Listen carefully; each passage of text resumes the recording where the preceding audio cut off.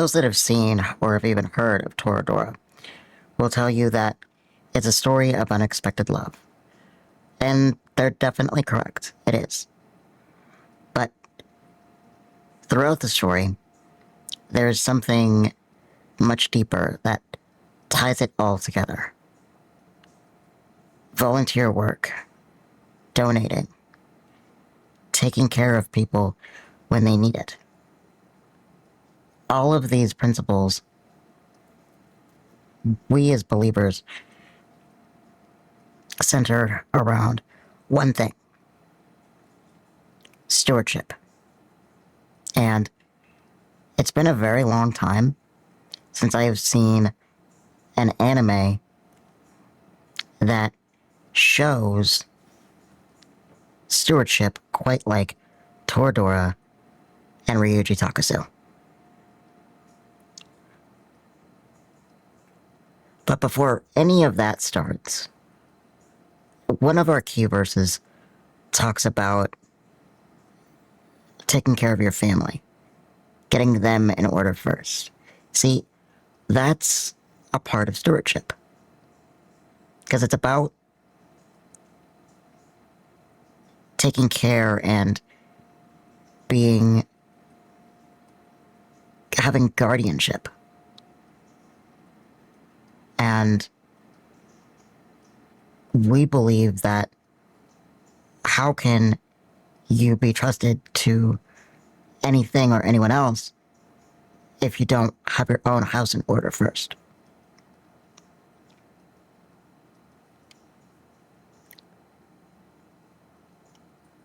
The story centers around Ryuuji Takasu, who lives with his mother Yasu.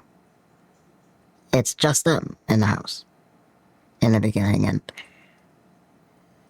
Yasu, when you first meet her, she doesn't exactly come off as the best mom.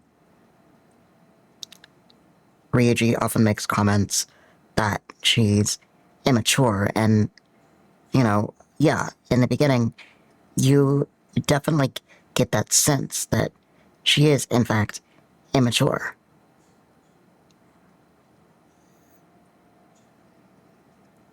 With Ryuji's dad out of the picture, it really relies on him to step up.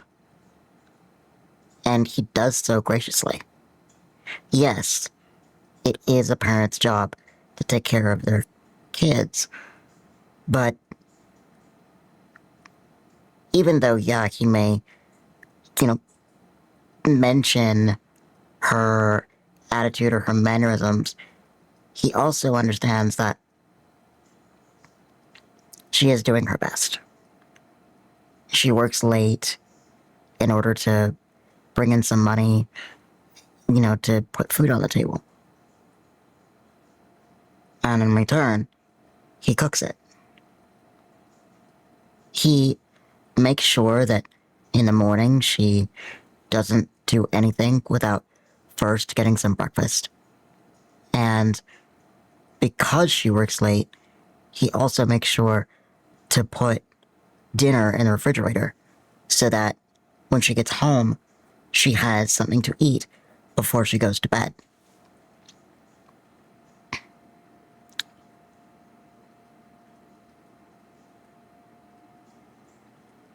Taking care of your family is definitely part of stewardship, and Ryuji excels.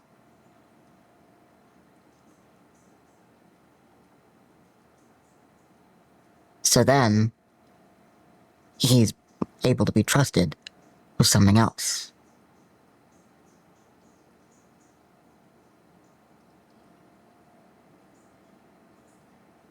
Ryuji's first run-in with Taiga is not great. It's not good. He says something out loud that he probably should have kept to himself, and then gets knocked on his butt for it. It's a very funny, very awkward moment. And then his second meeting with her isn't really much better. He hears a noise coming from the classroom, and he's like, all right, well, I'm going to go investigate. He investigates to find the cabinet crashing to the ground and Taiga falling out of it like a broom, rolling across the floor. His third introduction to Taiga is worse. See, Taiga believes that he's stolen a letter, so she tracks down where he lives, breaks in, and then proceeds to try to attack him with a training sword. What's funny about that is, if someone breaks into your home and proceeds to try to attack you with a weapon, you wouldn't really think, oh, I'm going to take care of this person. I'm going to feed them. And yet that's exactly what Ryuuji does. When Taiga's about to, have her finishing blow, she suddenly falls to the ground, her tummy crumbles, and she just loses all her energy. Ryuuji kind of looks down on her and he goes, do you need something to eat? And then proceeds to feed her. It's a very odd meeting, but it says volumes about Ryuuji. It says that no matter what, if someone is in need, he's going to try to help them. And it doesn't end there.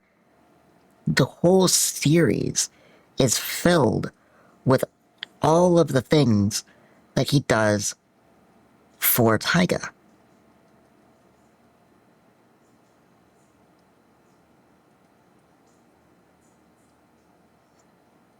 Some people think, well, they have a deal, right? One of the things that Taiga said before she left, and in fact, kind of holds it over his head, saying she won't leave until he promises that, she'll help him with his crush if he helps her with her crush. Ryuuji finally agrees and they go on their way. And so, yeah, a deal is made. But 95% of the things that Ryuuji ends up doing have absolutely nothing to do with that deal. In fact, a lot of people would say, oh, well, she goes so far so many times.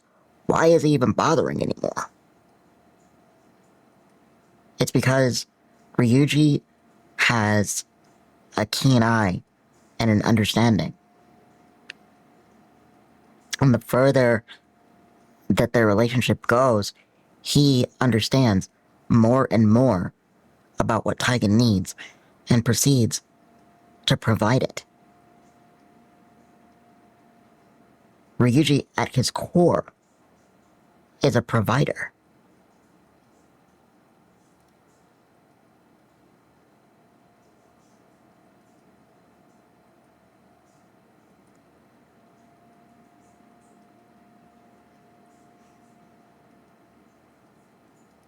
One of the first things that Ryuuji mentions within the first, 15 minutes is that when he goes into her house, he equates it to a doll's house. But this isn't some, cutesy remark about her stature or anything like that. No, what he's saying is that it feels like a doll's house because it feels empty, hollow, and lonely. There's a big mess as dishes are just strewn casually all over the kitchen. This is the home of someone who has been through a lot and as a result just sort of stops caring in a way. The load that's dropped on Taiga is huge for anyone, but the one thing to remember is that she's still a kid, she's still a teenager, and she's thrown into this very adult-like situation where she has to provide for herself. And some people might say, oh, well, she got herself into that. She told her parents that she wanted to move out. She wanted to live in this, in this apartment.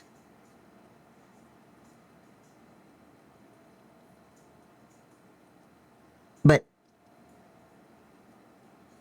that's not something that should have to even be a thing. And there's a lot to Taiga's situation.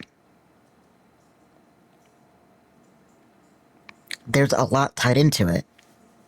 And so the weight and the heaviness of it is immense.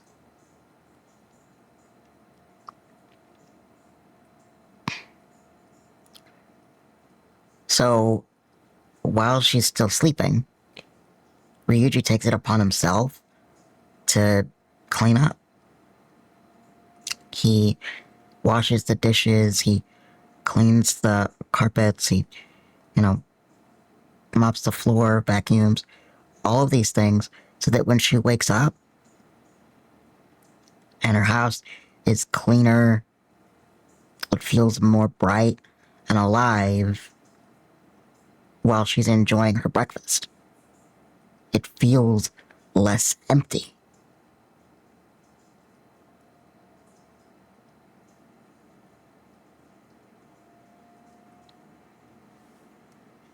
And as Ryuuji learns more and more about Taiga's situation, more of those instincts, more of that stewardship kicks in.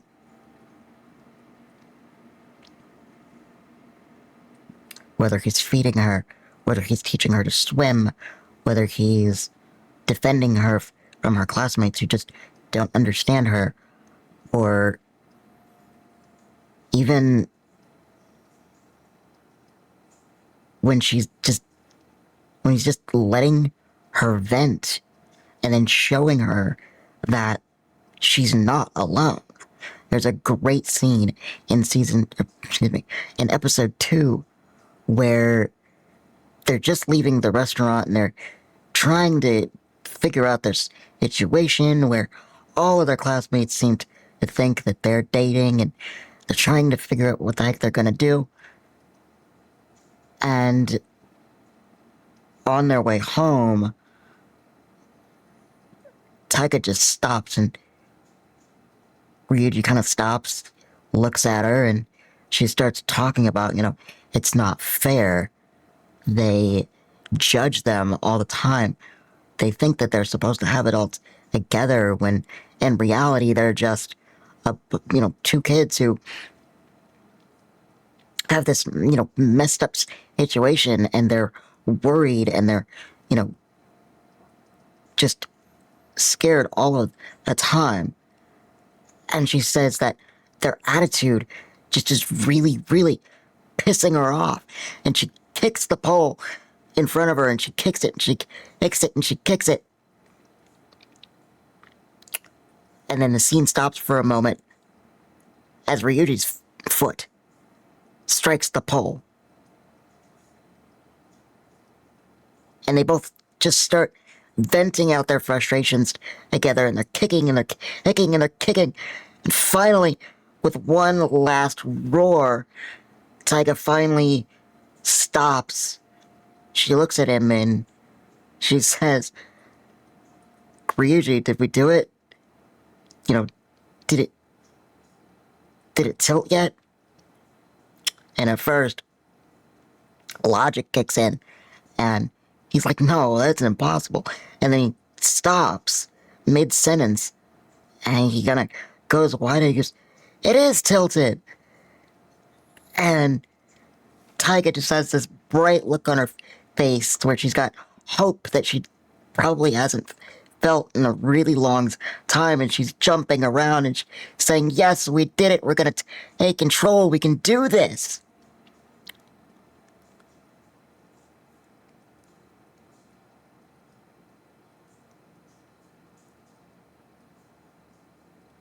It probably felt really good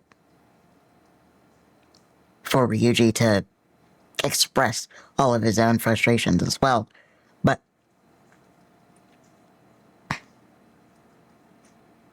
to stop and to just let her get it out and not back away or run away or, just be like, oh, I don't know this person. Because, I mean, to anybody else that was out on the street, I mean, Taiga must have looked like a lunatic. But he knew that's not what she needed. She needed someone to be on her side. So he vents his frustration out with her, and then instead of falling into logic and being like, no, of course it's not tilted, are you crazy? She needed a victory, and so he gave her one. Because she needed to get out of that mindset of, I just lose all the time.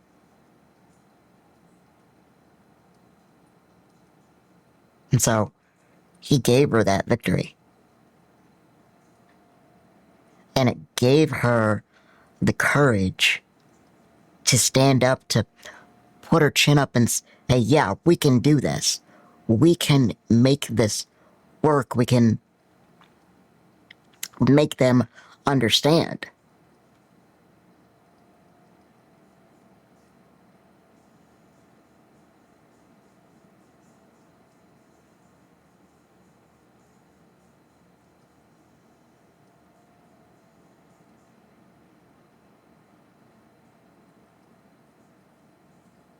So he lifts her up when she needs to be. But he'll also scold her when she needs to be too.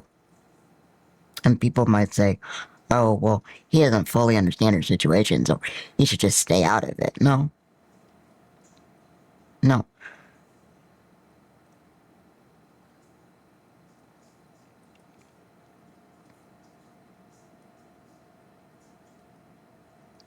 There's a verse that says something along the lines of, someone with wisdom will take correction, but one who refuses is a fool.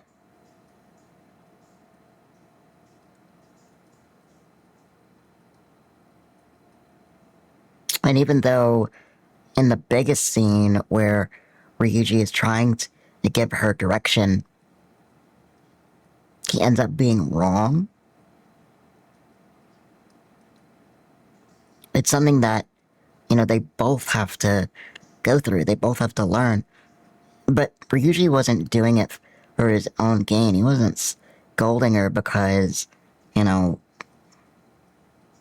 just thought she was being a brat. I mean, yeah, his own feelings did come into play, but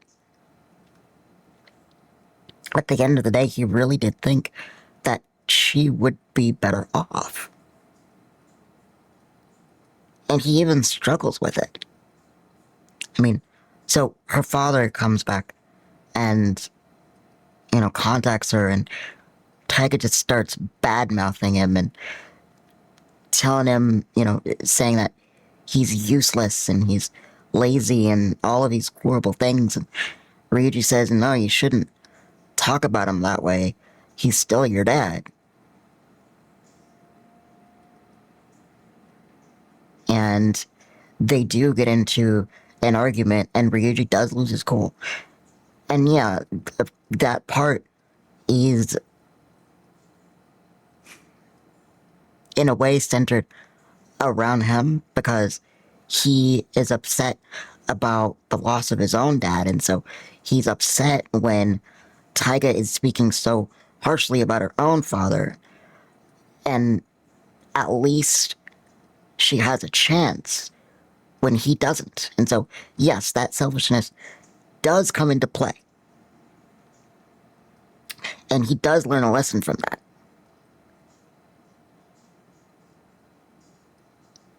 But he struggles with it too, because he knows that if she meets with him and, they reconcile and he ends up wanting to take her home, and she's not going to be around anymore. And he realizes that he would miss her. But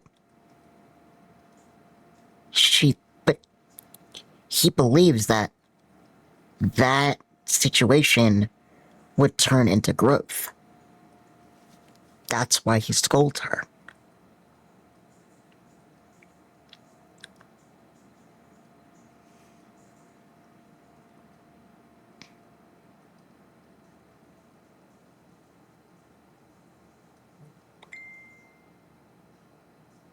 When her dad stands her up and she has to put on this face for the pageant that she happens to be in at the time,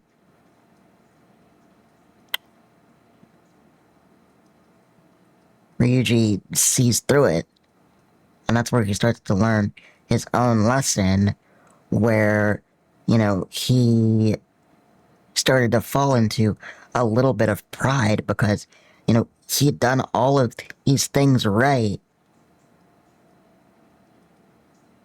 But in this particular instance, he was wrong. But he doesn't wallow in self-pity about it. He goes to her side and he proves that he's gonna be there for her. No matter what.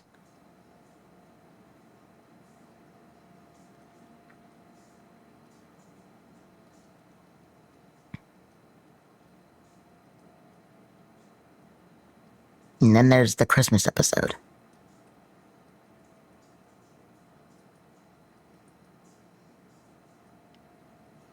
And I think the Christmas episode is where it all really starts to tie together. Taiga is all excited and she's being nice and she's trying to keep the, bratty side of herself in check. And Ryuji's like, wait a minute, this isn't you. What's going on? And, Taiga's just talking about Christmas and how she needs to be good because Santa's coming and, she wants to be on the nice list. And she talks about how it's like the one day a year where, everything just kind of feels right.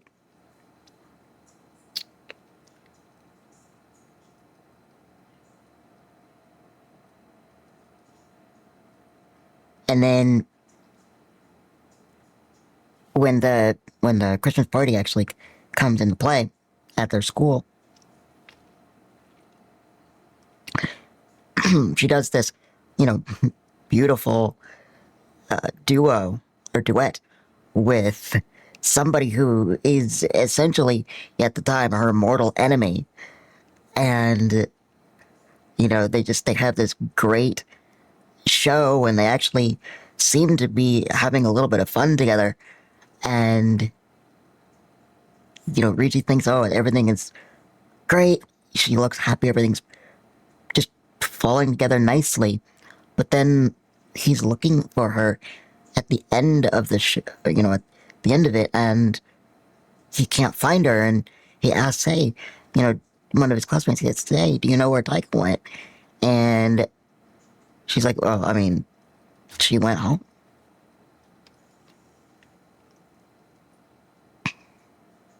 Now, mind you, this was the perfect time for him to earn some brownie points with his crush because he had just gotten her this Christmas present and he was planning to give it to her at the party.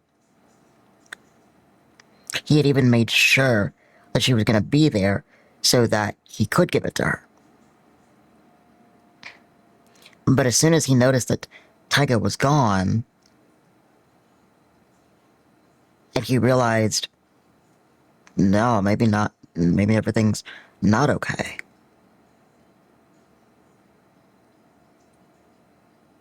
He grabbed a teddy bear Santa costume, he put it on, and he ran to her house, and he knocked on her window. She pulled him inside, and they had this grand time. They were dancing, and he was just treating her like a princess for this wish that she would be put on the nice list and that Santa would come to visit her. And, you know, you think about that, and it's like,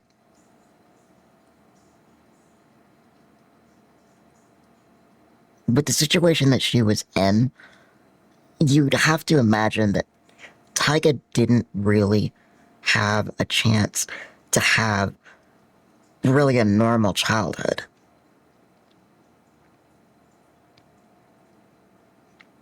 And maybe, just maybe, Christmas was really the only time where things felt at least somewhat okay.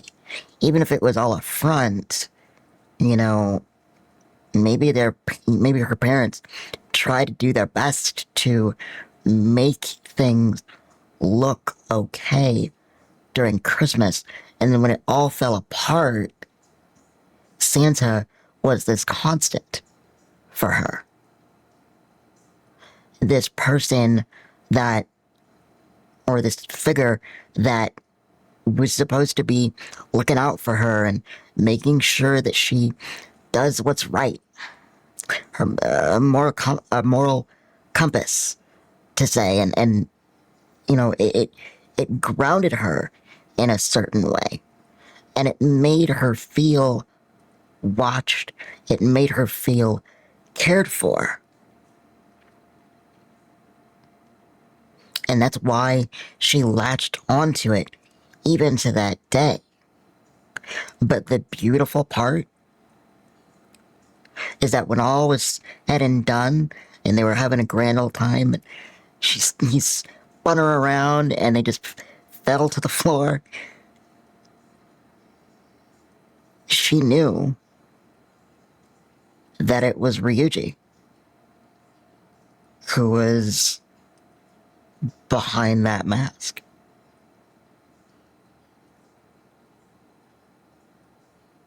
Because by this time, Ryuji had done so much. He had been there for her. He had taken care of her. He had taken it upon himself to guard her, to protect her, to teach her, and to learn from her sometimes.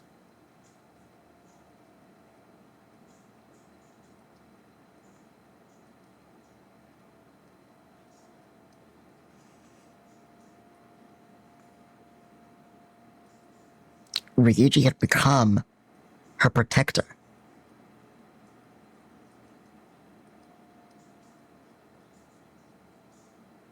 That night, Taiga may have still believed in Santa Claus, but I think by that time, he had started to look a little bit different to her.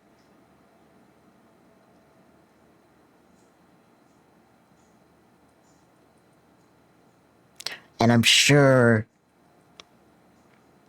we've all had those moments, and you know, maybe you have that sort of person in your life where, you know, no matter what, they always seem to be there, and they and know just what you need at the time when you really need it. And it holds you together.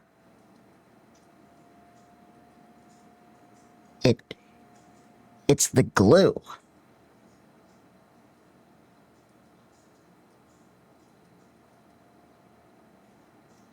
See, we call that the gift of stewardship.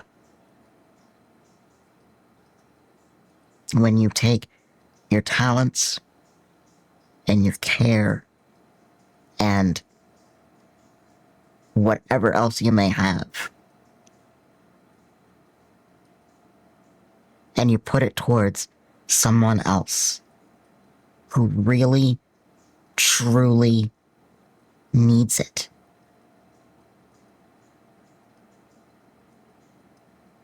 That's the stewardship of Ryuuji Takasu, who took care of him and his mother first, and then was trusted or fated, whatever you may call it. This other person came into his life for him to protect and to provide for as well, and eventually